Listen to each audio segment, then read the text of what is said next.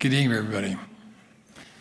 Tonight we have the pleasure of viewing the work of a most extraordinary practice, led by an irrepressible, impassioned individual.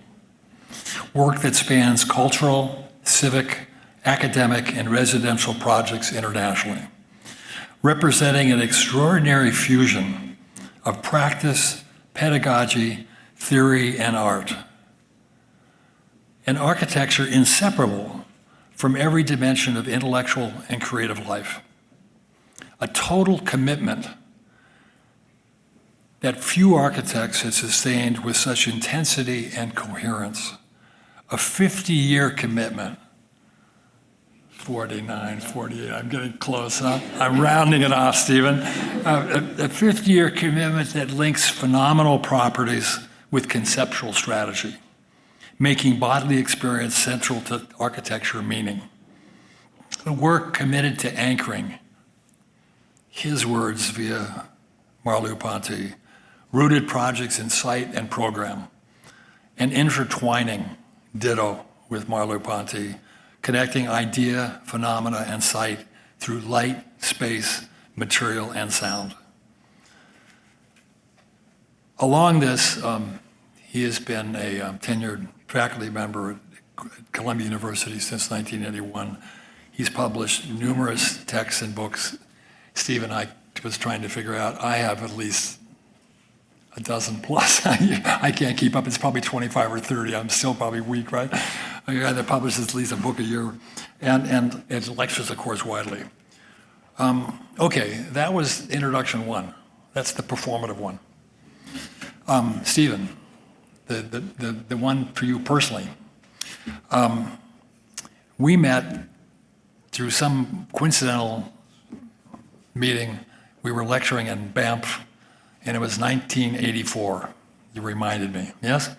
And it's funny, when we talked recently, I was asked to do this a couple days ago, and Wicked was not going to be here. And so I had to call Stephen to catch up with some stuff with some dates and get it right, and you were amazing at everything you remembered. And the first thing you remembered, we were swimming in a pool, and it's winter and it's snowing, and we're chatting it up. And I knew Stephen by reputation, and that I knew him through his work in San Francisco and his connection with Mark Mack. Mark, are you here today? With Mark Mack, who's with us today, and Stanley Sadowitz and Lars Lairp. And I just heard that Lars passed away. I'm kind of blown away. And this kind of extraordinary group of people that included Bill Stout, right? And they were already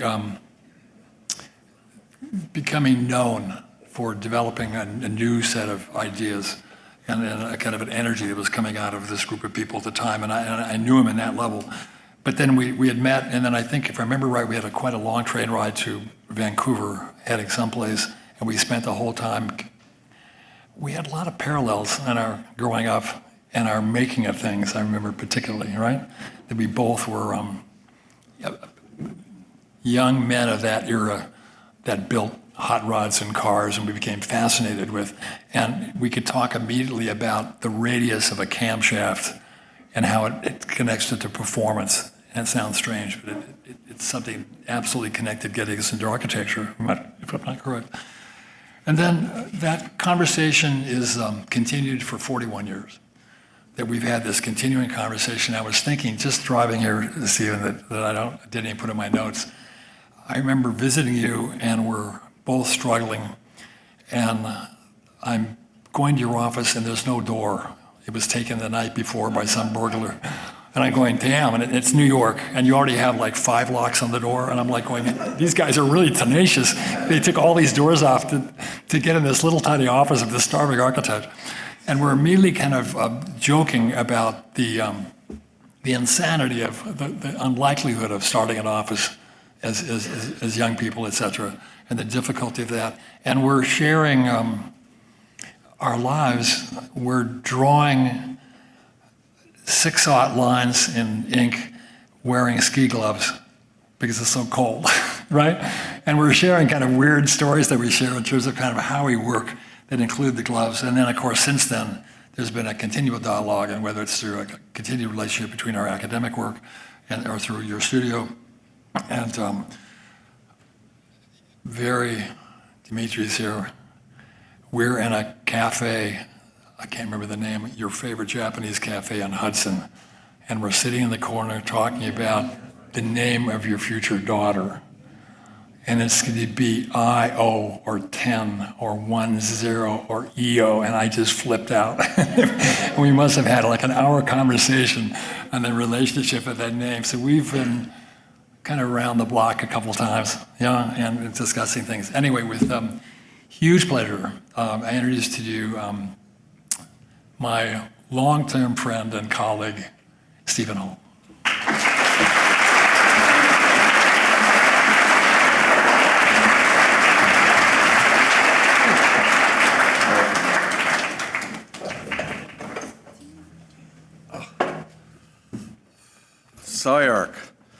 SCI-Arc for my whole life is a place that I was nervous to talk, and I always prepared a new lecture. This is a brand new lecture, and let's see how it goes. But I start with a clip from a lecture I gave 35 years ago here. I apologize that I have a case of double jet lag today, because I just flew from Norway and then with only 8 hours in New York from New York, and it reminds me of a story that Kenneth Frampton tells about meeting some people in Heathrow Airport in London. They were Bedouins sitting in a great circle on the floor on a carpet with their eyes closed and their hands on their knees, and Frampton asked what the situation was, someone standing by. And the story is that the Bedouins flew from Egypt in 8 hours, but they believe it takes 24 hours for their souls to arrive, and they're waiting for their souls to arrive. And I feel, in a way, connected to that problem. That talk was titled Pre-Theoretical Ground, and it was the precursor of probably my most important book that I wrote, Questions of Perception, which was published in 1993 and it's been republished in several versions over the years. But my first manifesto was anchoring, the idea that a building has to come from the site, the circumstance, the climate, the place. And after I finished that, I had this feeling that I left out all the universal things, and that's what Questions of Perception is about. The light, the condition of proportion, et cetera, et cetera. So over the years, I've always felt there needs to be an idea that drives the design, and that's what this talk is about. It's about what is the imaginary cause that makes you fight for whatever it is you're trying to do. And I remember my friend Rafael Moneo telling me when I had to give a lecture at Harvard, he says, Stephen, just do one building in careful detail, every part of it.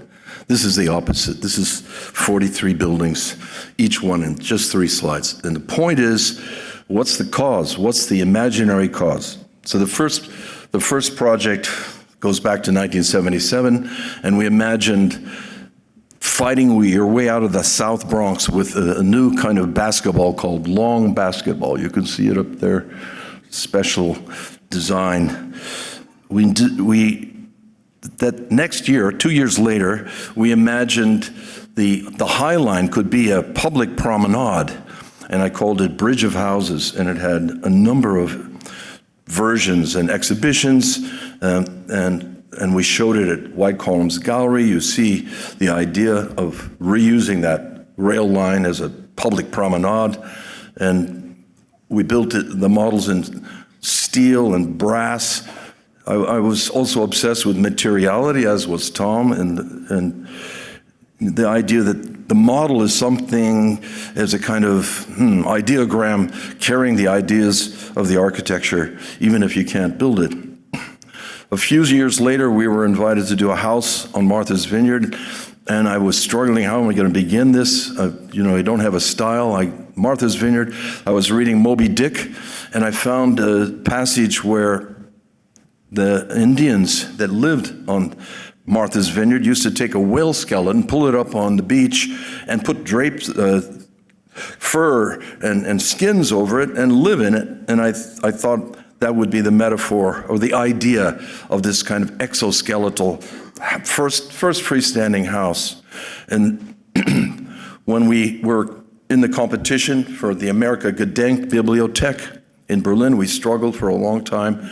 And at a certain moment, I thought to jump over the existing building with the children's library, and this would be, a kind of circuit, a browsing circuit, which extends the original thought of the Amerika-Gedenkbibliothek, which was the first open-stack library in Europe at the time. We won the competition. It never was realized. The Berlin Wall came down. Many things happened after that. Right around that time, I imagined a project for saving the American landscape, the idea of edge of the city projects. And the notion was to actually scrape away suburban sprawl and preserve natural landscape. And we did 6 cities, and I just show you a couple of them. One is Phoenix, where Phoenix was sprawling out and swallowing up the desert. We imagined what I called spatial retaining bars. They would be live-work buildings, and they were in the shape of the canals of the Hohokam Indians. The Hohokam Indians had occupied Phoenix before it was Phoenix, 1,000 years before, in fact, and they dug these canals that were always 30 feet wide. And there's a kind of trace of that. So I said, okay, we're taking 30 by 30, and we're building these. And actually, Winka, who I'm really excited as your director, worked on these models in my office back in 1990. And we did in Dallas, we did spiroid sectors. We would scrape the sprawl and we would build dense pack. And these were all connected by a maglev train to the different sectors around Dallas, and it would not spread any further, would preserve the natural landscape. They would be all about ecological preservation and a future, which really, I still think was a great project. Then finally, I got to build something. I was invited by Arata Izusaki to do this housing, 30 units of housing. There were 5 architects, and I was nervous. I'm going to lose control. It's over there, Japan. I never built anything anywhere. And so I came up with this idea of a concrete building that was just based on two concepts: hinged space and 4 voids, void space and hinge space. And the hinge space was really about Fusuma and Soji screens, which was trying to anchor the notion of Japanese space and flexible space. And that's still in good shape in Fukuoka, Japan. When I was invited to do a house in Dallas, and that was actually because I had a show at the Museum of Modern Art, and I was only 41, and they came, Charles and Jesse Price came. They saw the exhibition, and we're going to hire Peter Eisenman or Michael Graves or Richard Meyer, and they came to see me, and they said, "We want you to do our house." Wow. So then I didn't know where to start, and I went to the site that they wanted to build on, and I said, that's not going to work. Your program is bigger than that site. I was incredibly arrogant at that point. Luckily, I'm not that way now. And anyway, I said, you've got to have another site. So the next morning we went to another site, and there was an old tear down there, and it had this stream. And I said, Stretto, the idea of water going over these dams. And I decided to base the whole house on a piece of music by Bela Bartok, which has a lot of stretto in it. So here's the imaginary cause is to make architecture like music. So the 4 heavy pieces of this house are like the heavy percussion. This piece of Bartok was divided percussion and celeste. So percussion was on one side of the stage and the string instruments were on the other. So I said, okay, then there are 4 measures. So I take 4 concrete block and then I draw this stringy, between, and that was actually quite an amazing client to go ahead and listen to Bela Bartok while driving around. Charles had a Bela Bartok tape in his car. And then, this is a little bit before, it was in 1990, we were invited to do the Palazzo del Cinema. So, well, that was also something I worked on for 6 months on a competition. And I was struggling with it. It's a very important competition against Aldo Rossi, James Sterling, John Nouvel. John actually came to me afterwards and said, "Stephen, yours was the best."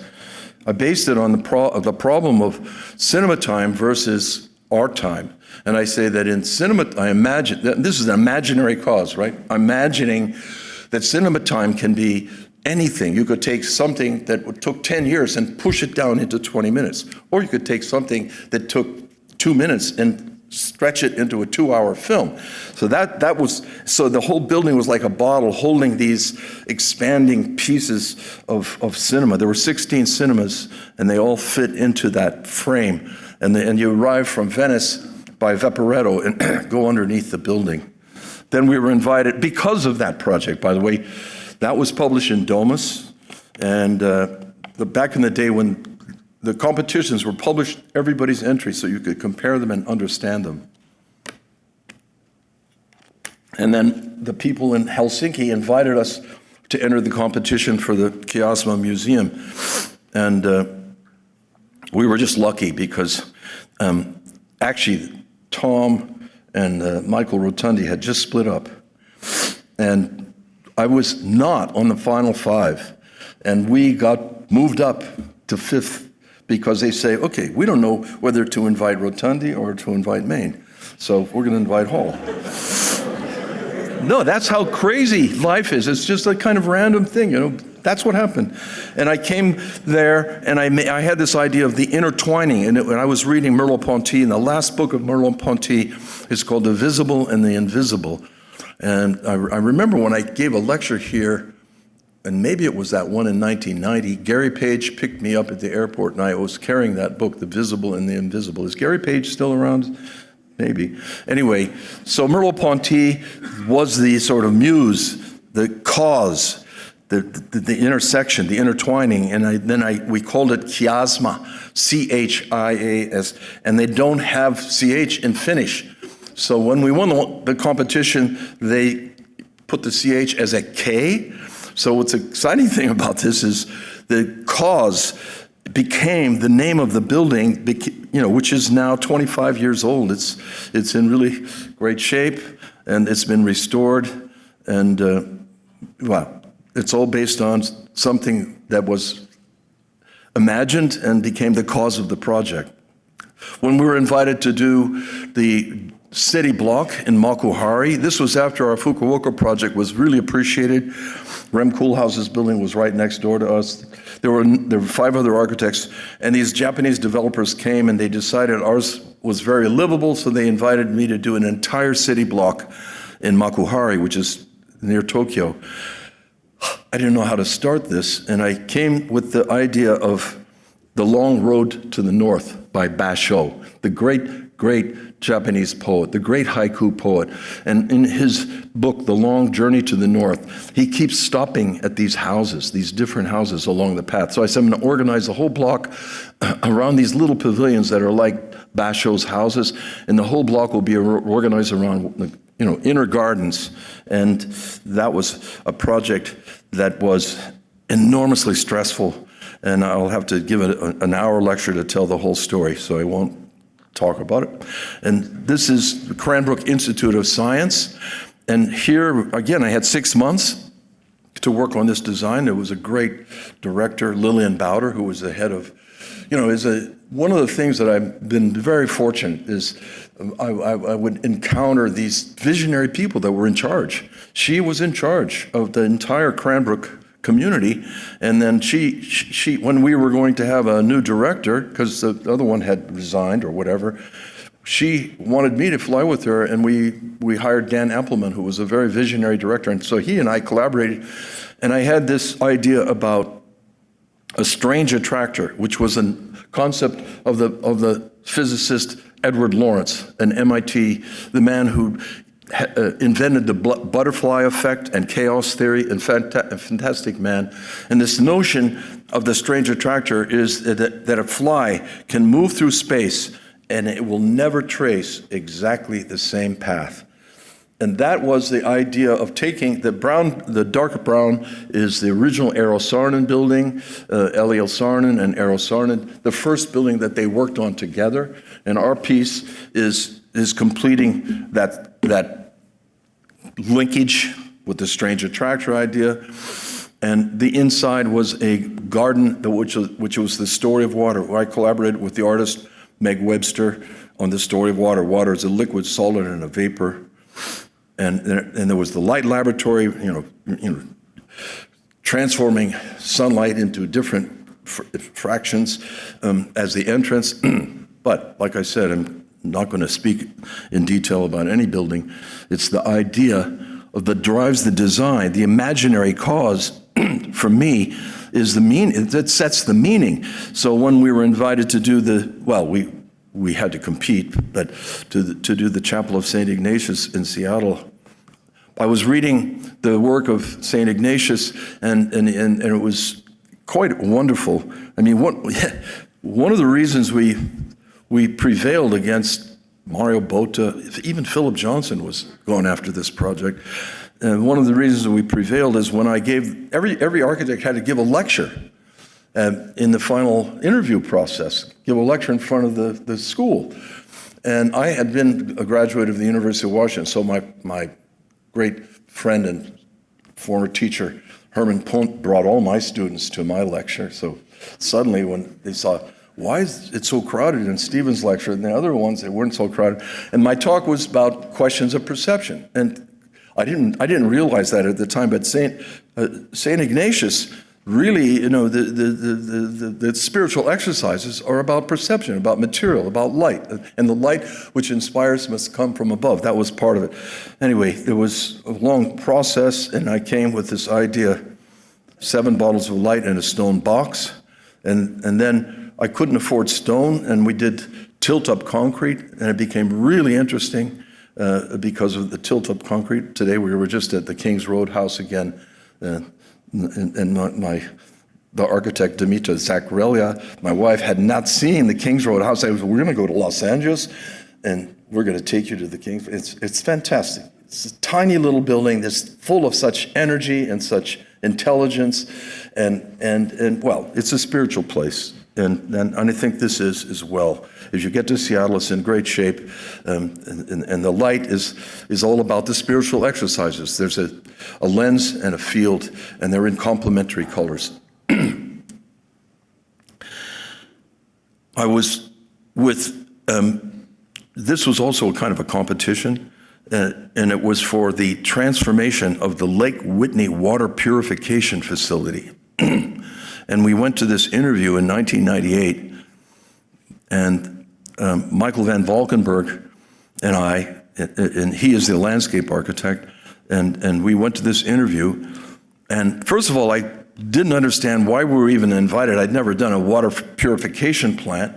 And what it was about was the people on the committee were all Yale architecture professors. They live in that neighborhood. This is not very far from Yale. It's in New Haven. It supplies the water of New Haven. It's a big, gigantic piece of engineering. And I had this idea about water as a drip that just kind of, all the building would be underground, and just all the administrative things would just kind of come up, and then that concept was later, gave us, and then this is the largest green roof in the state of Connecticut. It's still functioning, and it's a long story which I'm not going to tell.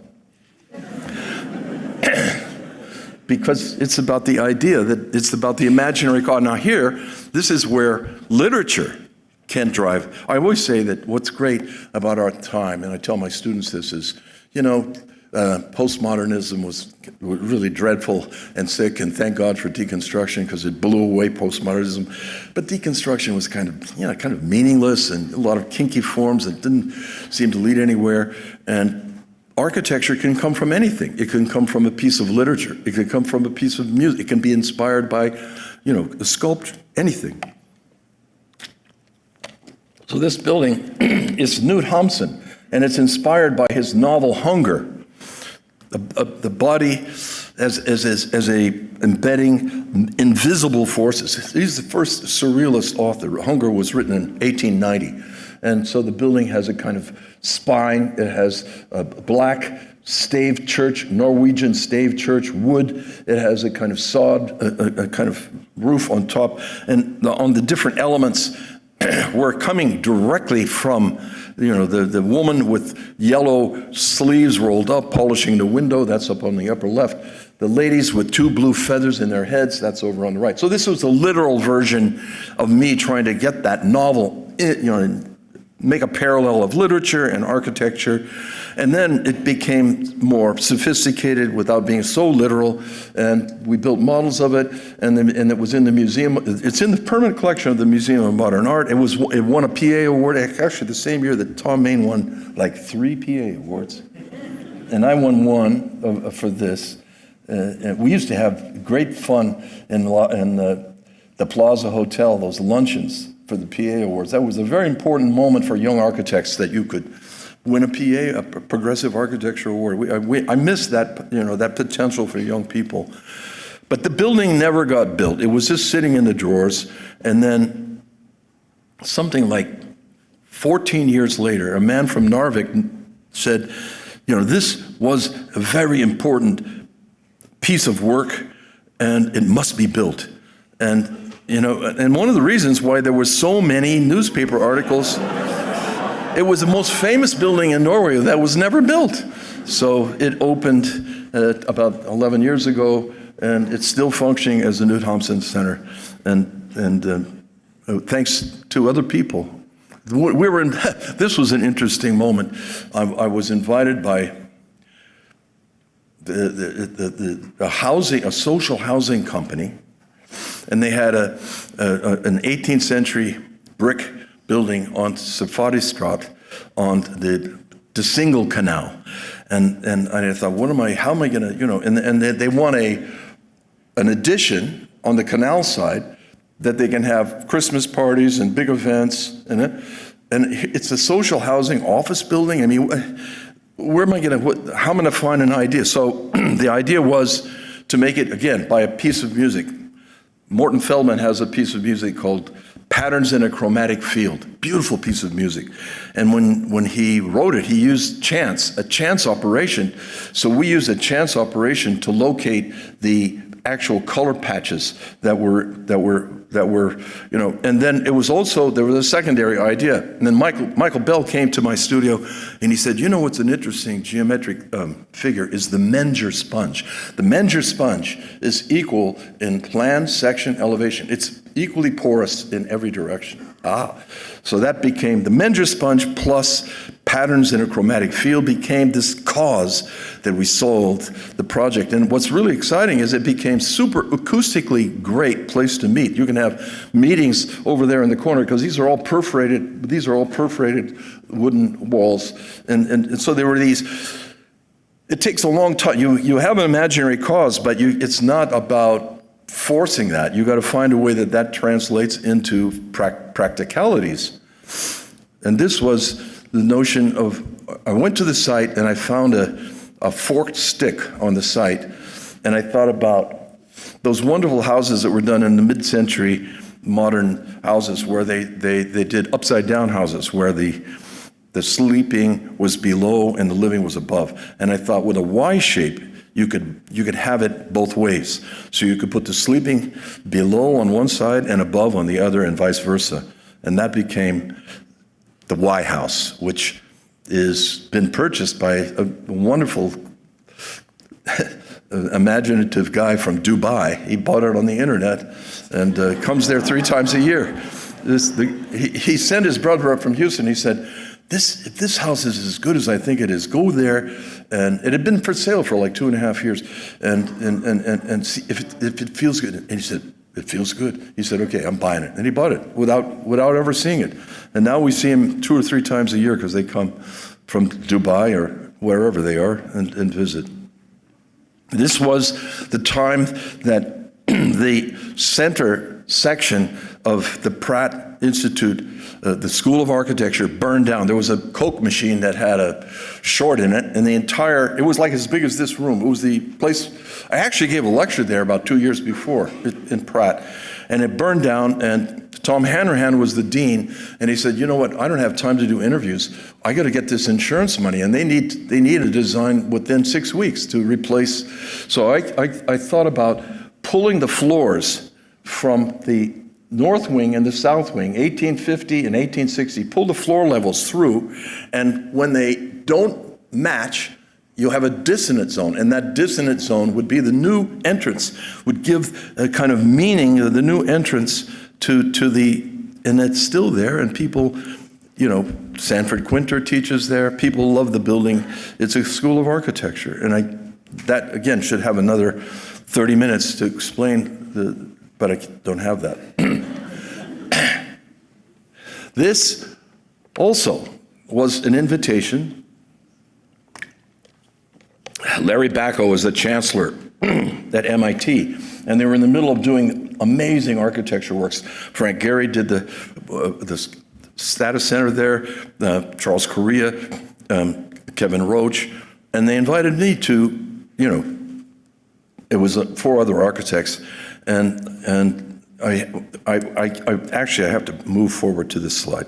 I said to them, you know, I love to do this project, but the master plan of all these brick buildings, you know, kind of like, I don't know, making a wall on Vassar Street, I said, you need to have another master plan. And I made a watercolor sketch, what I don't have in this, and I said, Vassar Street should be about porosity, about openness, because you could see the field, you could understand it, you know. So I came, and they let me do that. They actually paid me to do that. And then that's a long story, but the building that we chose was not the horizontal, but the all-over porosity, which was like a sponge. And we literally worked with sponges, and the public spaces are like lungs coming up and down. And that project was realized, and I can't say anything more right now because I have to get through these other projects. This was a very important moment also. Well, it was a competition against Potsdam Park, Tadawando, good architects, you know, and I went there, and the charge was build a new addition to the Nelson Atkins on the north side of the building, where the parking lot was, and right up against the original building, the 1933 building.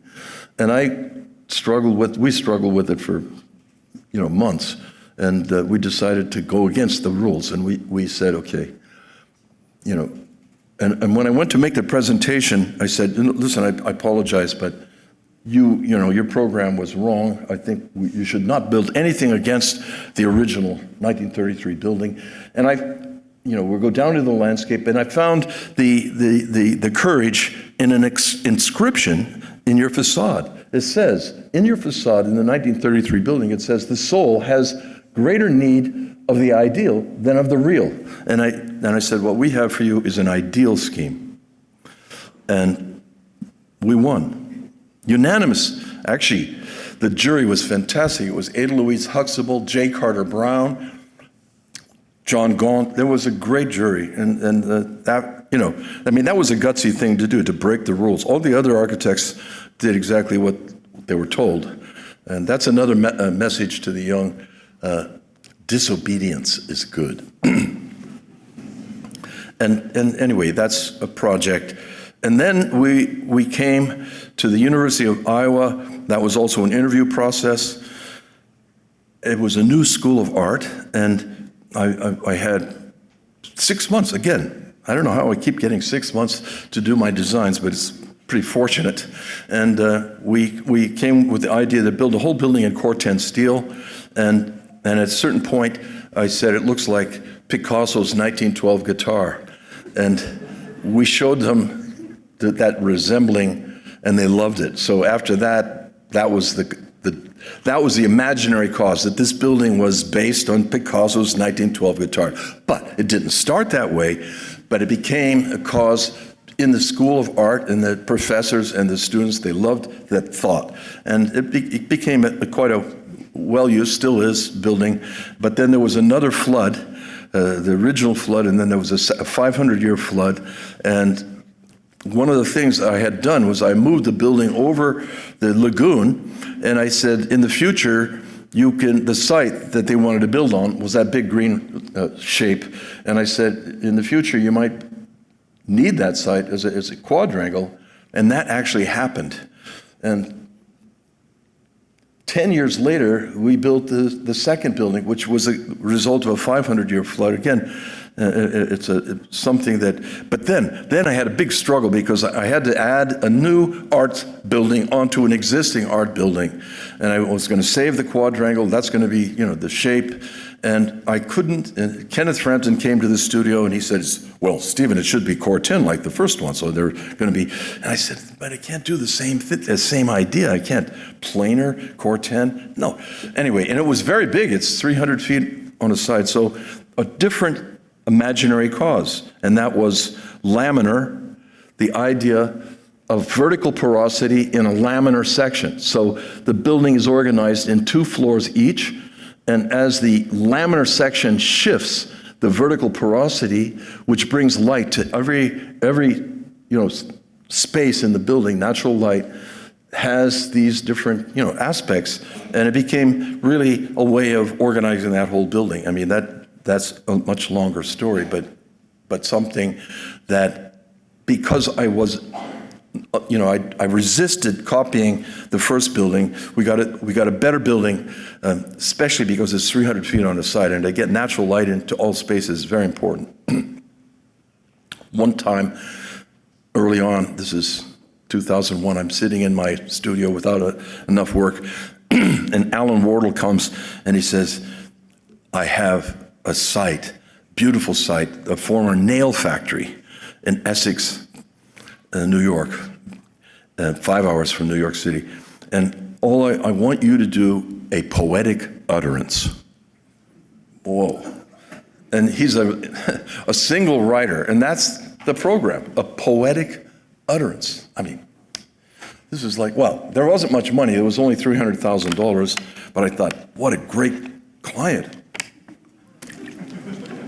Amazing, So, yeah, and then this is a very complicated project because we decided these nails had to be, visible. So we used cartridge brass to cover the wooden frame of the building, and we used nails, we intentionally pound the nails in, and there are these dents all over the building, and it's also based on the Odyssey. There are 24 windows, they're all the same size, 24 chapters in the Odyssey. There's a couple of causes working. Usually, a project might need more than one idea to drive all the parts and pieces of. This is a very small building. This is a 1,200 square foot house. And he still lives there, and he loves it, and people go up and visit. And it's a little patinaed. The brass is turned a little darker than in this photograph. But this is a fantastic site of an old a squarehead nail factory. We were invited in China by Arata Izasaki to do a museum in Nanjing, but on the way, when we were working in Nanjing, we got a message from Beijing, from this company that said, come, we want you to consider to do 8 towers. We already have the planning diagram that you have to follow, and we want to save the original warehouse on the ground. And anyway, so I went there, and what I said was, look, we don't do skins. I'll give you a vision. I need 3 months and 200,000 or whatever it was, and so we did this incredible project vision. We wiped out the factories. We did water gardens. We did cinemas that are floating in the gardens. We connected the 8 towers with bridges. These are all exoskeletal frames. One bridge has a swimming pool with glass in the bottom that you can see down. So it was like a crazy ideal thing. And this was during the Olympics of China, right that time in 2008. This was 2001 or 2, and they wanted to just show the world. And I presented this thinking they're never going to do this, and there was silence for about a month, and then they sent back a message. They said, your vision greatly exceeds what we were planning to do, but we want to build the whole thing. Don't take anything out. And that was, whoa, that was an amazing moment. Then I had to open an office there. We still have a little office there in order to be sure it was built right. But this was the actual one that launched me. When Arata Izasaki said, come and make a museum, which will be the entrance building to this exhibition site in Nanjing. It's going to be a museum, and I didn't know where to start. There's a whole video, by the way. A number of these buildings have videos if people are interested in the deeper relationships inside the works. You can actually go online and find, there's a whole video about how this thing came about. But it was about the Chinese perspective that doesn't have a vanishing point, that just, folds out. And we did a number of these drawings. Young Ho Chang was involved, and Li Hu was involved. And it was a great process. And it took, 10 years to realize this, but it's all based on the perspective on the ground. And then the looking back at the city of Nanjing, the top piece spins around and there's a view back to the city of Nanjing. But it was all, something that was, for me, it was my most, everything of those Chinese perspectives was black and white. I said the building has to be totally black and white. So there was a lot of, let's say, for me, meaning in the project, and that's still there. We were in a competition in Herning. This is 2005, and at that time, we had done like 4 competitions that summer already. I was totally exhausted. It was September. I said, I don't think we can do another competition. And I said, but let me take this. What was interesting is this Pier Manzoni was a great, great art Povera artist. And I'm, pretty much into the art world. And the art Povera work was of his cloth, all the things that he did in cloth. And he had worked there in Herning because the people that owned the shirt factory, the original shirt factory, gave him a studio to work in, an assistant, and a lot of money. And there you can see the shirt factory, which was the existing building shaped in a shirt collar. So my idea was to take the program and just take it as it is, 2 squares. You see the dotted lines. There's a permanent gallery and a temporary exhibition gallery, and they're rectangles. And then drape like shirt sleeves and let the light come in underneath the sleeves. And so Piero Manzoni was the imaginary cause that the building would have to do. Then they have the greatest collection of Piero Manzoni art anywhere in the world.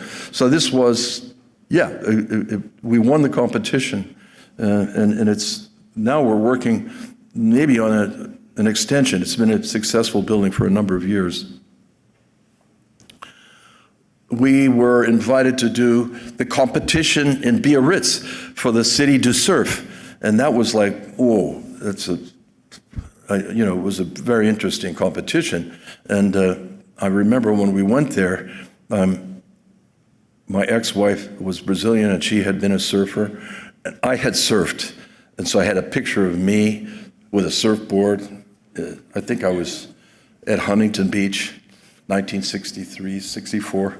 Anyway, we were against Bernard Tschumi, a lot of French architects, and I remember when they walked out of the room, they were all dressed in black, they were very proper looking, and the mayor followed us out of the room.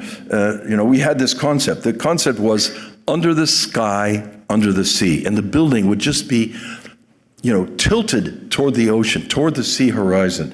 And it would have 2 blocks, which were equivalent to these 2 big rocks that the surfers would negotiate around that were out in the sea. So when we finished the presentation, the mayor walked us out to the door and he said, when you came in here, you were in last place, but now you're in first place.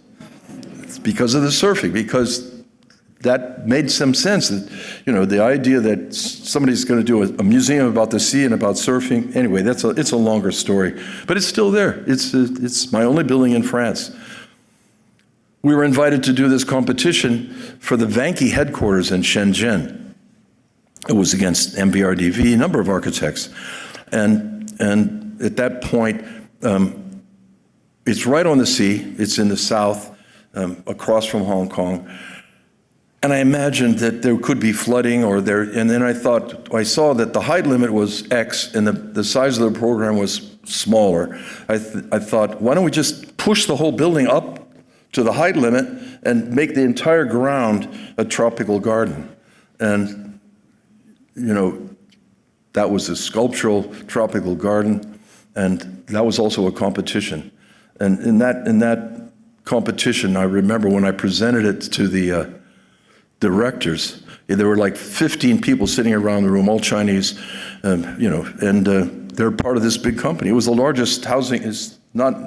China's in a different shape right now, but he went around the room asking everyone what they thought about this crazy idea of lifting the building up, and nobody would commit. And then he said at the very end, he said, "I love it. I love the shape," and he put his hand out like that, and that was it. I mean. I saw them like 6 months later. They had a building permit in like 3 months, and they were digging. It was absolutely amazing. I mean, like Walter Di Maria, my good friend, the artist, he said, "Stephen, in life you have to be at the right place, at the right time, with the right idea." And I was very lucky because in China, that's what happened. I just happened to be there. And now it's not the same. I mean, forget it. It's a different world. So we were the linked hybrid had been on the cover of Domus, and the developers from Singapore came to us. They were doing, 100 projects in China. And they had a project in Chengdu. This is the largest thing that we ever did. They were going to do this. They have a kind of method. They do a shopping center and as a kind of podium, and they put a residential tower and an office tower on the podium of the shopping center. And I said, don't do that. We're going to make a big urban space, and we could make, what I call micro-urbanism. We could have the shops of the shopping center and on the street. We could have the water gardens, and the entire water gardens were based on a poem by Du Fu. So the whole core of the building was this big public space inside. But then when we try to put the frame up in model form, we found that the laws of sunlight, they have to be 3 hours of sunlight every day in these apartments that are next door, that are already there. So the building had to be sliced for the sun. So that's why I call it sliced porosity block. And it's an exoskeletal frame, and everywhere there's a slice, it's glass. And that was all coming from a planning diagram, bringing the sunlight down to the houses that are next door. And that was a kind of moment of at that point we had 75 people, and I'm so happy to be, much smaller. It was this project was so big, I would go there and I couldn't even visit it. It was so big. I was walking around, all day trying to see the different parts and pieces. But this has something really important, and that's Lebbeus Wood's only built building, the light laboratory, which is, that's a different story. I'd have to have a longer lecture. This was a project where Renzo Piano had done a scheme. It was the Lewis Center for the Arts, and there was a site, and he had done a kind of long, sort of high-tech building coming down, and it's the entrance to the campus of Princeton. And I came with this thought, it should be 3 buildings, and it should form a garden, a courtyard. And each building would have another idea. Like, for example, on the right-hand side, one of the main pieces of the program was a big orchestral practice room. So I said the orchestral practice room would be below, and individual practice rooms would be suspended on rods above. And that would give a kind of real feeling. And everything is done according to golden sections. All the proportions are 1 to 1.618 all the way through the project. and it's made in Lecce stone. I was just there last week, and I'm sorry I can't show you in detail, but again, there was an imaginary cause that we fought for that drove the design. And actually, I had some tough times because there was a trustee at Princeton who didn't like that tower piece. And that's exactly the same size as Blair Arch. If anybody's been to Princeton, Blair Arch is one of those great arches that open on a quadrangle. So the proportions, the height, the shape, the geometry, everything, exactly the same as Blair Arch. And I argued for that. And Peter Lewis, bless his soul, he gave $111 million to launch the project. He intervened in one of those trustee meetings, and he said, we're not going to change it. We're going to follow Stephen's design.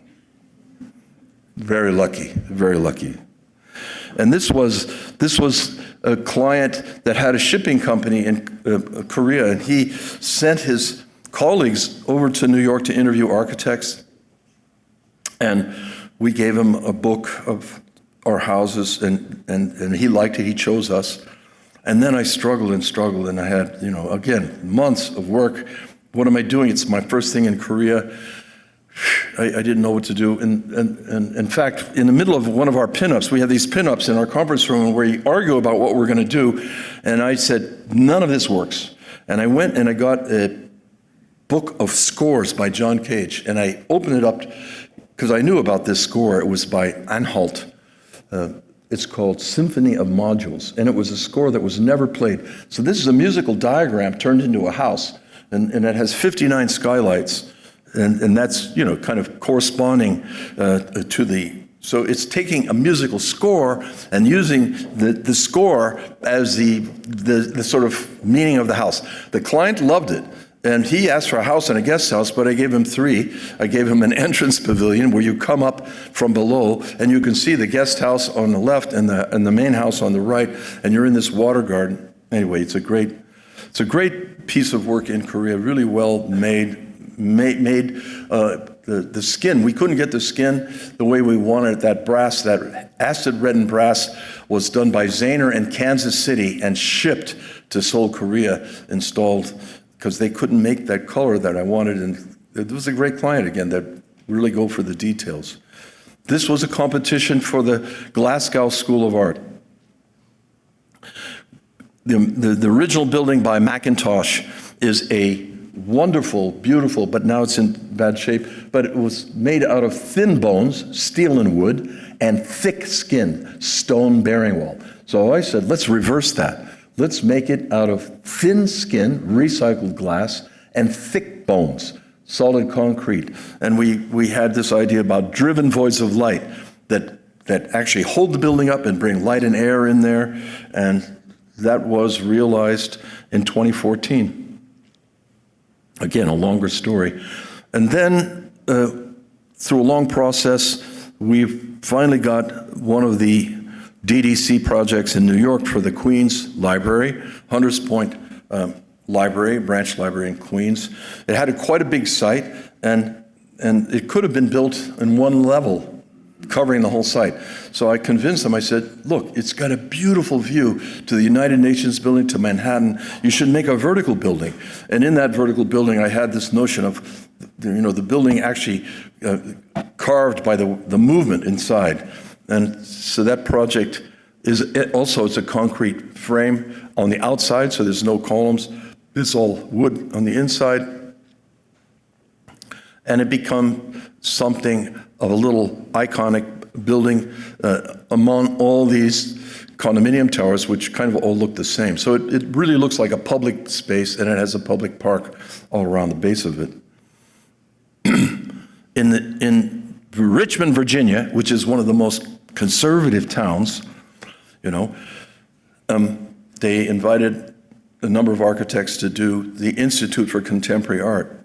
And we came with this idea that art today is no longer in a grand narrative. In the period of abstract expressionism, when you had Mark Rothko, Jackson Pollock, there was a kind of grand narrative for the art world. then there was, in a way, in the 80s, 70s, conceptual art was a kind of grand narrative. Everybody was following this kind of, there was a main, if you weren't doing that, you were not in with the, and so I said, that's all changed. We don't have, it's equal. In a way you could say it's forking. Bryce Martin can continue his paintings, Sarah continues his sculpture. We're in a different time, which is more open. And so I said the forking time, and I said, and it all passes out of the plane of the present. And then the front part of the building was about the intersection of these are the two main streets in Richmond, Virginia. So the torsion of the intersection became the geometry of the front. But this is a very complicated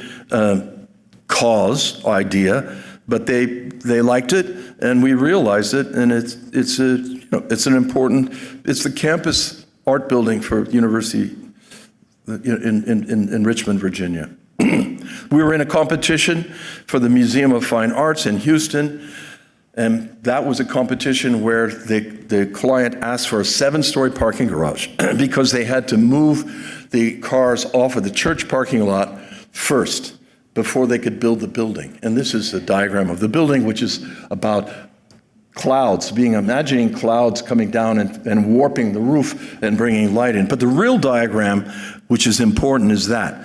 And that is, instead of building a 7-story parking garage, I said, you have to tear down the Glassell School, which is only 40,000 square feet. You have to build a new school, which will be 80,000 square feet. And I said, remember, your first cause was teaching, not just showing art. And I said, all the parking now can be underground. You won't build a parking garage. You have to build the Glassell School first in order to have this happen. And that was very radical, because that's completely breaking the program. It was a 2.5-hour presentation to the trustees. And I knew it was not going to be easy sell, but I really intimidated him at the end. I said, listen, you have this incredible new sculpture garden. You have the one by Noguchi, which is the one down below in the white. And you have a roof garden. You can overlook your whole campus. This is a campus, change of the campus. And I said, right now, you're at a track. You're like a freight train. You can switch it, and you can go this way, or you can switch it, and you can go that way. It's up to you to decide. And we got a unanimous vote, which was very weird, because I thought there's no way we're going to break their program. But again, there was a level of disobedience there, that's part of it, right? And I'm running a little bit late, so I want to have questions afterwards, criticisms. And this is the main building that's built. You see the Glassell School in the background over there, the big sculpture garden. And that was open during COVID, so I couldn't go because of my kids. And this was an invitation by Charles Jenks to do a Maggie Center in London, a wonderful series of projects, the Maggie Cancer Care Centers. And it's right in the center, and it's by the great cathedral, St. Bart's Cathedral. And that cathedral is so old that the original music there was played without staff notation, was noum notation, like the ancient monks. These ideas of I thought then the whole building could somehow be a kind of joyful, colored musical score, and I imagined the score would wrap around the building in glass, and then these colored panels in Ocolux. This is a new kind of, we invented this kind of ultraviolet safe colored field that's in between these super insulating panels by the company from Germany. And that was opening. It opened on my 70th birthday. It was a wonderful thing in London. And Charles Jenks gave a speech, bless his soul. And it was, Laura Lee is still there. They invite architects to visit. And this also a competition for the expansion of the Kennedy Center. It hadn't been expanded, it hadn't been touched since '72, the Edward Durrell Stone original building. And we, The Jefferson Memorial is a static memorial. The Lincoln Memorial is a static memorial. The thing about the Kennedy it's a living memorial, which is full of programs, and very important. And so this was a real program piece, and all the practice rooms and the size of the main practice area had to be the same size as the Opera House stage. So we organized all these things underground, and imagine these sort of icebergs coming up through with the large green roof. And when we presented it against, I won't name them, they all obeyed and just added an object, because we were told you can't go into the ground. There's a gigantic city sanitation pipe, like 12 feet in diameter, and runs right under the site, and you can't go under. So we presented this, and I said, no, this is better. This was a bus parking lot before, and I got the approval to have an extension of the competition. They gave us another $50,000 and another 6 weeks, and we went with the engineers and we proved that we could build it, and put all the practice rooms get natural light, and we have a simultaneous projection on the outer wall, so that when you can come out into the landscape and actually see, instead of paying $300 a seat, performances out in the landscape. This is for the Institute for Advanced Studies. I imagine it was a competition as well, and I imagine an intersection of water gardens, just like the Institute's nature, science, mathematics, humanity, and the arts. It's all about thought. It's a place for thought itself. And I imagine that this intersection, and I imagine the roofs would be like Fulled Holl in verdigris copper. And what the director was really, the buildings that they had built there all in the 60s had flat roofs. And he said, I like the idea. These roofs are like thought bubbles, where the scientists can have these thoughts and they rise up. I had to get some approval from really important characters. That was an amazing moment. Korb actually did visit Albert Einstein on that campus, the IAS. This is a competition that we won in 2006, and it was just finished last year. And it's an inner block in Helsinki. And Helsinki has some of the greatest housing stock in Europe, but they're all very orthogonal. And here I wanted to shape the inner gardens and also have a view to the sea beyond. That bigger end looks out to the Baltic Sea. So that's the model. And the funny thing is, it went into the drawer. Nothing happened, because after 2006, you had 2008, you had the collapse. The thing went into the drawer. And then 3 years ago, they came to us and they want to build it, and they finished it. And I was going to play a video here, but I think I shouldn't, because it's already getting kind of late. The idea of the meander really comes from the shaping of the public. It's also the notion of a ship in a bottle. There's a super thin membrane of glass, and there's all wooden balconies, and the glass can be just moved with your, it's not heavy, it's just almost like a curtain. So you see the wooden aspect of the interiors, and they were a wonderful client, letting us do the details, all the details, all the way through the project. Finland is an amazing place to work. I think it's one of the great cultures of architecture. Recently, we finished a house in Hudson, a tiny house for an art collector, and it's a simple L.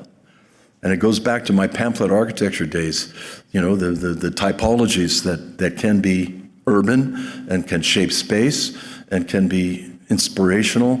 And I took the L, and I thought about this musical composer, Celsi. He only composed in a single pitch. All of his music was composed in a single pitch. So I said, okay, let's do the L. How many different ways? We'll do the L like a cut, like a fin, like a door, like a window. It's just very simple and planned, but then,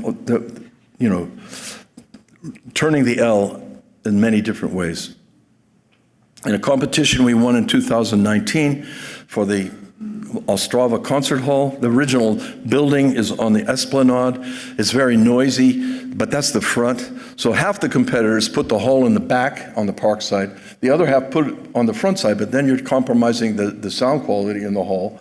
And then we decided to jump over the hall and put the concert hall where it should be on the park side, and put the entrance on the Esplanade side. And that's working. That's going on. It's under construction. And this is at the University of Pennsylvania.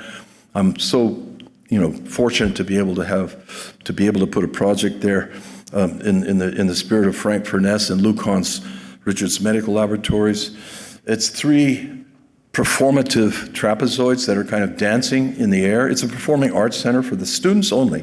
It's for the students, and it's going to be in red terracotta, and then therefore it's going to get connected to the Frank Furness building and the Richards Medical Laboratory in that red shape. It's on the corner of 33rd, the entrance to the campus. And it just got topped out, the steel got topped out. And I also say, at the beginning of this talk, I was going to say what some architects, they believe architecture is a service. I think that's not true. It's a service if you want to make a business out of it, but it's a cause. And then another thing that people say is architects solve problems. Lebbeus Woods, my good friend, used to say, architects create problems. And look at this. Look at this problem I created with these parallelogram trapezoids coming to this freaking point. But we're solving it, right? It's getting solved. And this is the last thing I want to show, and that's in Kaplan Kaya. It's a dense pack I designed in 2006 based on Meletos, the great gridded city of Greek civilization. It's in Turkey, but it used to be Greece, and Meletos is only 15 minutes away. It's just a ruin, is what's remained. And I thought to make the entire thing, try to save as much landscape and make it in a dense pack, a kind of a courtyard and townhouses and a precinct. So part of it is under the ground, part of it is in the ground, and part of it is over the ground. And that went in the drawer. We thought was dead. And then around 3 years ago, someone purchased the right to build it as we originally planned it, with geothermal and solar and the whole thing, with the chapel, and every part of it is now under construction. We were just there, and those are all the courtyard houses facing the Aegean Sea, every views of the Aegean Sea to all these different. But I just want to say, and that project has been going on, this is the last slide, that project has been going on 17 years. So architecture takes time.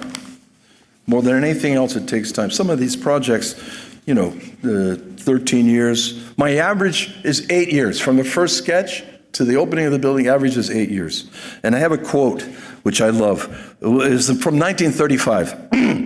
In front of the RCA building, Le Corbusier says to Leger, he's looking up at the clock, "The hours will return tomorrow, but this first dial of seconds is something cosmic.